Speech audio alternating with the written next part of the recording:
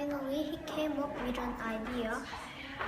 He raised his pencil, and Mrs. Cooper called on him, and everyone knew he was there. After lunch, Mr. Cruz was on playground duty. He was treated for having no pencils on the playground, so David couldn't play there. The next morning, when David woke up, he could see him. He wondered if invisibility was catching. The next morning, David woke up and looked himself, and he wondered if invisibility was catching. He finally came up with an idea. He raised his pencil, and Mrs. Cooper called on him.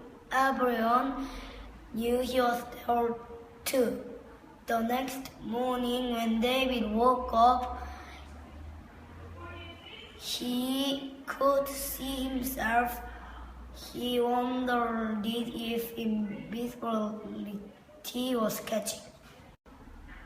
The next morning, David woke up. He could see himself. He wondered if invisibility was catching. Next morning, when David woke up, he could see himself. He wondered if invisibility was catching. He finally came up with an idea. He raised his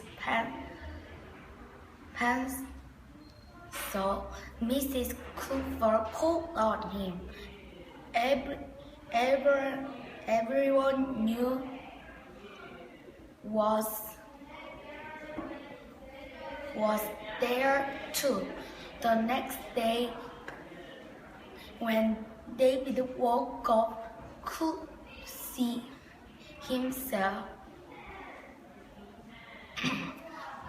He wondered if invisibility was catching. He finally came up with an idea. He raised his pencil, and Miss Cooper called on him. Everyone knew he was there too. The next morning, when David woke up, he could see himself and he wondered if invisibility was catching. He finally came up with an idea. He raised his pencil, and Mrs. Cooper called on him. Everyone knew he was there too. The next morning, when David woke up, he could see himself. He wondered if invisibility was catching. The next morning, then David woke up. He wondered if invisibility was catching.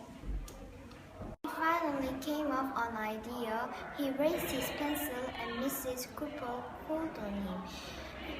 Everyone knew he was there too. After lunch, Mr. Cruz on the playground duty. He was treated about having no pencils on the playground, so David couldn't play there.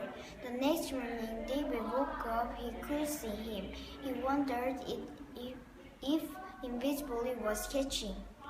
Next morning, when David woke up, he could see himself. He wondered if invisibility was catching.